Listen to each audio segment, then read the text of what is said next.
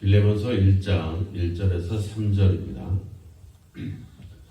그리스도 예수를 위하여 갇힌 자 된 바울과 및 형제 디모데는 우리의 사랑을 받는 자요 동력자인 빌레몬과 자매 아비아와 우리와 함께 병사된 아키포와 내 집에 있는 교회에 편지하노니 하나님 우리 아버지와 주 예수 그리스도로부터 은혜와 평강이 너희에게 있을지어다. 아멘.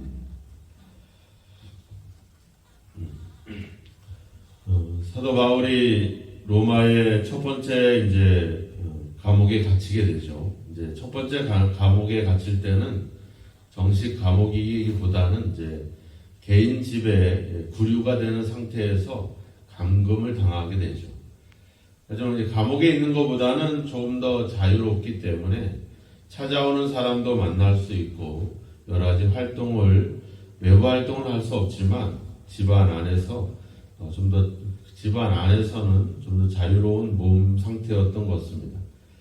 그때 사도 바울은 이제 여러 사람을 만나면서 특별히 그동안에 자기가 전도한 지역뿐만 아니라 전도하지 않은 지역에서 많은 지도자들이 찾아와서 교회의 문제에 대해서 상의를 하고 그 문제를 해결받기 위해서 여러 가지 그런 내용에 대해서 그런 편지를 쓰는 그런 과정을 거치게 되고, 그래서 1차 구류하는 동안에 에베소서 그리고 빌립보서 또 골로새서 그리고 골로새에 있었던 빌레몬이라고 하는 사람에게 보내는 개인적인 그런 편지까지 이렇게 4편의 편지를 쓰게 됩니다. 그래서 이제 우리가 옥중에서 기록했다라고 해서 우리가 옥중서신이다 이렇게 이야기를 하고 있고, 우리가 지금 성경 쓰기를 하는 부분도 바로 그 옥중서신에 대한 부분입니다.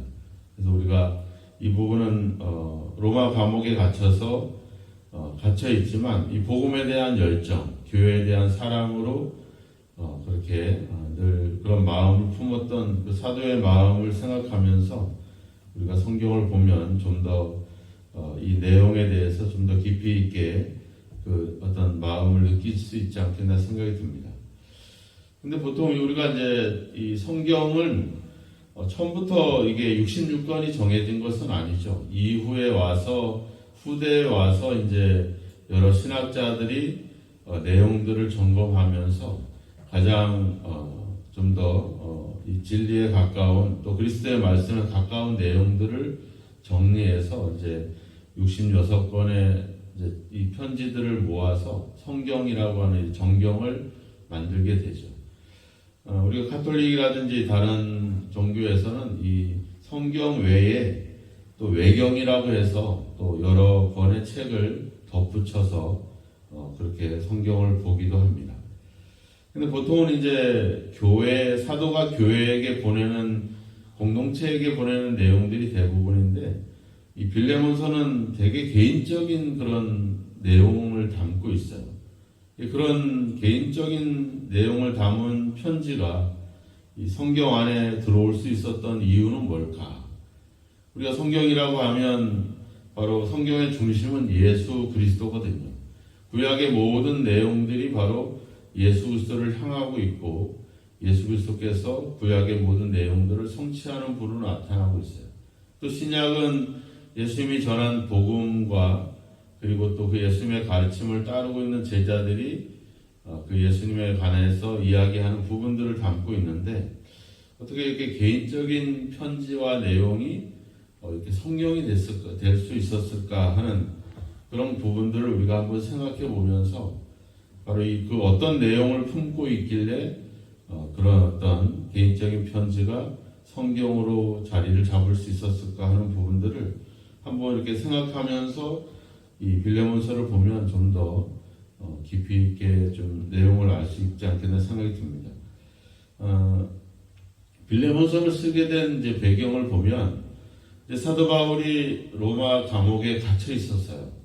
그런 동안에 이제 이 오네시모라고 하는 사람을 만나게 되는데, 이 오네시모가 감옥에 갇혀 있는 바울을 아주 헌신적으로 섬기게 됩니다.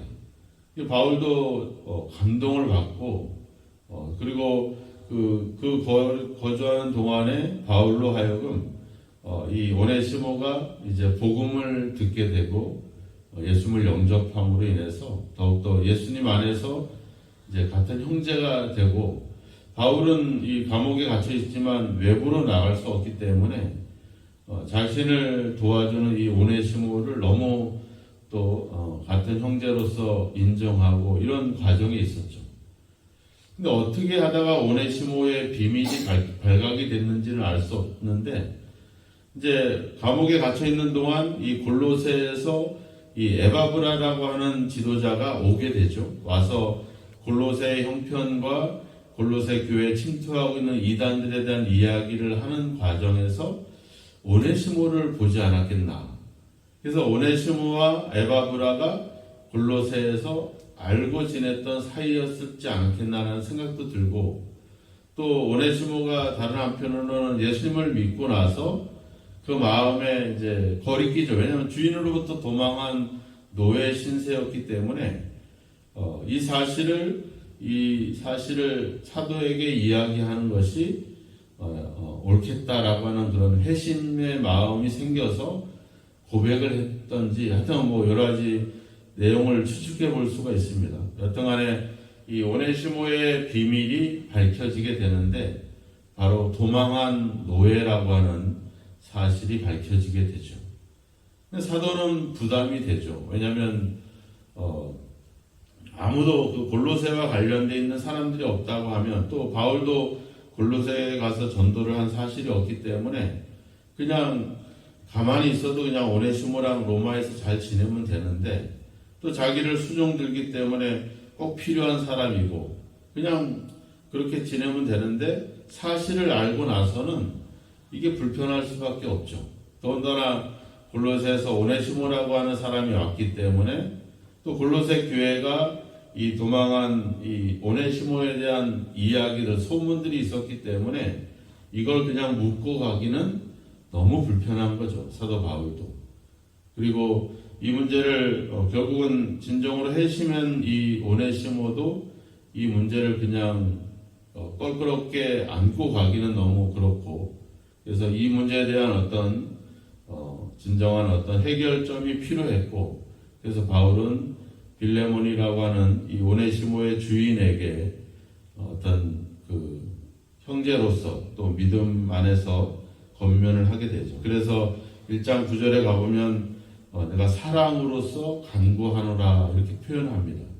그래서 1절에도 보면 보통은 사도 바울이 편지를 쓸 때 늘 쓰는 말이 있어요. 예수 하나님의 뜻으로 말미암아 예수 그리스도의 사도가 된 바울은, 그래서 자기의 어떤 권위와 이런 것을 강조하면서 편지를 쓰게 되는데, 여기서는 예수를 위해서 갇힌 자 된 바울은 이렇게 표현을 합니다.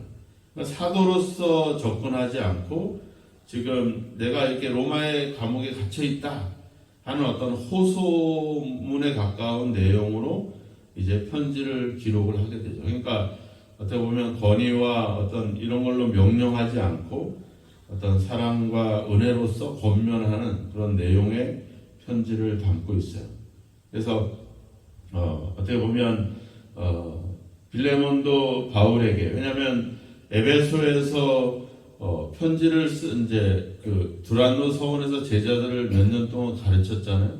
거기서 오네시모도 에바브라도 만났고 또 빌레몬도 만났고, 또 여기 1절에 보면 형제 디모데가 나와요. 이 디모데도 결국 그 두란노 서원에서 제자 훈련을 받았던 제자였고, 거기서 또 이 디모데와 빌레몬과 이 서로의 어떤 유대 관계가 있었던 것 같습니다. 그러니까 디모데를 중재자로 해서 이 편지를 보내면서 이 빌레몬에게 당부하는 이런 내용들.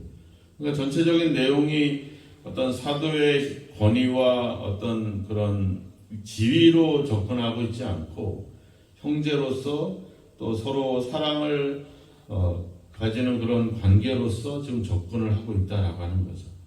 우리가 예수님이 우리에게 다가오셨을 때, 하나님이 예수 그리스도를 자기의 독생자를 우리에게 보낼 때 어떤 율법과 어떤 규례와 이런 것으로 접근하지 않죠. 하나님의 능력으로 우리에게 다가오지 않아요. 하나님의 능력으로 다가온다면 천지를 창조한 것처럼 모든 것들을 다 제거하고 원점에서 다시 시작할 수 있죠. 노아의 홍수처럼 모든 것을 심판하고 이제 노아로 하여금 새로운 세계를 열 수 있죠. 모세 우상 송아지를 만들고 춤출 때 뭐라고 그랬어요? 하나님, 저 민족을 다 진멸해버리고 내가 너로 새로운 민족을 만들겠다. 그렇게 할 수 있는 능력이 있죠. 근데 그런 하나님의 권위와 능력과 명령으로 우리에게 다가오지 않고 예수 그리스도 그리고 그분의 십자가의 죽음이라고 하는 그런 사랑으로 우리에게 다가오셨잖아요. 그래서 우리가 그 하나님의 풍성하신 에베소 1장에서 얘기하지만 하나님의 긍휼이 풍성하신 하나님의 그 큰 사랑으로 인하여 우리가 은혜로 구원을 받았다. 하나님의 권위와 명령으로 우리에게 다가왔다면 우리는 두려워서 죽을 거예요. 그런데 사랑과 은혜와 긍휼로 우리에게 다가오셨다는 거죠. 그걸 보여주기 위해서 예수 그리스도가 권위로서 일하지 않고 십자가의 죽음으로서 일하고 있는 것이죠. 그러니까 이 빌레몬서가 개인적인 편지이지만 바로 그런 그리스도의 마음이 아주 이 속에 풍성히 담겨져 있는, 그래서 그리스도에 대한 이야기를 하고 있지는 않지만 그리스도의 마음과 모든 신앙과 정신이 담겨져 있는 그런 내용들로서 이 작은 몇 글자 안 되는 편지에 그 내용들이 담겨져 있기 때문에 우리는 이것이 결코 개인적인 편지가 아니라 우리 모두를 향한 어떤 그리스도의 사랑, 그리스도의 마음을 전하고 있다라고 볼 수도 있는 것입니다. 이 오네시모는 비록 노예였죠. 그 당시에는 노예는 물건이었잖아요. 물건. 어떤 기록에 보면 주인이 잔치자리에서 이 술잔을 깬 노예를 그 당시에 사람을 잡아먹는 그런 장어가 있는 그런 연못이 있다는데 거기다 던져버렸다. 이런 내용도 있고, 또 어떤 학자의 기록에 보면 그 노예였던 여자 노예를 채찍질하면서 그 소리 지르는 그 고함 소리가 그 어떤 소리보다 아름답다라고 하면서 그런 내용들을 고대에 기록을 합니다. 그러니까 노예라고 하는 존재 자체가 아무런 그런 가치가 없는 하나의 물건에 취급당했던 존재죠. 그런 노예 중에서 더군다나 도망했던 노예는 얼굴에다가 F, 도망자를 뜻하는 F라고 하는 낙인을 찍어가지고 아주 평생 그런 도망자 노예라고 하는 그런 것을 사람에게 보이도록 그런 어떤 것도 있었고, 노예 자체가 어떤 사람의 존재 자체가 인정받지 못하는 그런 존재들이죠. 그런 오네시모가 이제 바울을 통해서 예수님을 영접하게 되고 빌레몬의 용서를 받게 되고, 그리고 이제 오네시모는 골로새에 갔다가 용서를 받고 다시 로마로 와서 바울의 사역을 돕게 되죠. 그리고 후에 이제 에베소 교회의 디모데 다음으로 이어서 에베소 교회 감독이 됩니다. 이 내용은 성경에 나와 있지 않지만 초대 속사도의 교부였던 이나시우스라고 하는 학자가 있어요. 그러니까 예수님의 제자가 사도였고요, 그죠? 사도의 개인적인 가르침을 받은 사람들을, 그들 중에서 신학적인 기여를 한 사람들을 우리가 속사도라고 합니다. 그러니까 사도의 제자들이죠. 속사도의 중에 하나였던 이그나티우스가 나중에 안디옥 교회에서 로마로 이제 호송을 하면서 그 가는 도중에 편지를 씁니다. 성경으로 정해지진 않았지만, 그러니까 예수님 제자들에게 직접 가르침을 받은 이 속사도가 가면서 편지를 쓰는데 7편의 편지를 써요. 그 중에 이제 에베소 교회로 보내는 편지의 첫 번째 보면 에베소 감독이 얼마나 신실하게 그리고 놀랍게 어떤 목회와 사역을 했는지에 대한 기록들을 남깁니다. 바로 그 인물이 바로 오네시모라고 하는 인물이 되죠. 그러니까 오네시모는 노예였지만 그리스도를 영접해서 이제는 사도의 어떤 조력자로서, 이제는 이제 한 교회의 감독자로서 이런 놀라운 교회사에서 중요한 역할들을 남기게 되죠. 우리가 아까 305장을 찬양했잖아요. 존 누턴이 지은 이 305장, 나 같은 죄인 살리신. 존 누턴도 어때요? 노예 상인이었죠. 노예 상인의 아버지의 선장인 아버지 밑에서 10살 때부터 이 선원 활동을 하다가, 그러다가 어련한 어머니에게 경건한 신앙 훈련을 받았는데, 이 선원이라고 이 배 생활이 얼마나 어렵고 험난합니까? 그러다 보면 결국엔 삐뚤어진 거죠. 그래서 결국에는 노예 상선의 어떤 선원으로, 또 선장으로 일을 하다가 1748년에 이제 아프리카에서 영국으로 오는 노예를 싣고 오는 그 배에서 토마스 아킹 피스의 그 고대 이쪽 그리스도를 본받아라고 하는 책을 읽게 됩니다. 거기서 읽으면서 회심을 하게 되죠. 그리고 자기가 뉘우치고 회개를 하게 되고, 그래서 다시 돌아와서 이제 신학을 하면서 이제 목회 활동을 하고 찬양 사역을 하면서 1779년에 이 305장 나 같은 죄인이라고 하는 찬송을 쓰게 되죠. 그러니까 노예를 팔고 샀던 노예 상인이 하나님의 은혜로 변화를 받아서 이제는 하나님을 찬양하는 찬양의 사역으로 또 목회자로 이렇게 활동하는 변화. 노예였던 오네시모가 에베소 교회의 감독이 돼서 초대교회를 이끌어왔던 중요한 인물이 됐다는 것. 이 모든 과정 속에 담겨져 있는 것은 결국 뭐겠습니까? 그리스도의 사랑이죠.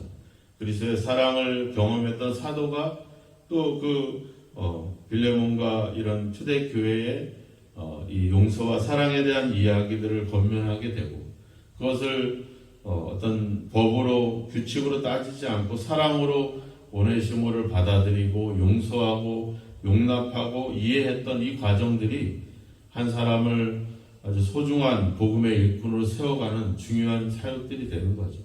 우리가 누구를 용서하고 우리가 누구를 섬긴다라고 하는 것은 단순히 그냥 어그러진 관계를 회복하는 정도가 아닙니다. 그것은 그 사람에게 새로운 동기부여가 될 수가 있고 그 사람에게 영적인 도전이 될 수가 있는 거죠. 그래서 우리가 어떤 개인적으로 용서하고 사랑하는 것이 그냥 거기서 끝나는 것이 아니라 하나님은 그 관계 속에서 하나님의 뜻을 이루어서 그 사람을 통해서 하나님의 일을 해나가는 중요한 일들을 해나가는 겁니다. 우리가 누군가를 이해하고 용납하는 순간 그것은 내 마음도 시원해질 수도 있겠지만 그 사람과의 관계도 개선되기도 하지만 더 놀라운 것은 그런 용서와 사랑을 통해서 하나님은 놀라운 일들을 이루어 가신다라고 하는 겁니다. 내가 하는 용서가 내가 용서해준 한 사람이 이런 위대한 복음의 일꾼이 됐다. 이 사실을 생각해 보면 우리의 용서가 할 수 있으면 더 많이 용서하면 좋겠죠. 더 많이 이해하고 용서하고 사랑한다면 거기는 하나님의 더 큰 역사들이 일어나게 되죠. 만약 빌레몬이나 이런 존 누턴이나 이런 사람들이 용서받지 못하고 이해받지 못하고 받아들이지 못했다면 어떻게 하겠어요? 그것은 그걸로 끝나는 것이 아니라 하나님의 복음에 걸림돌이 되는 것이죠.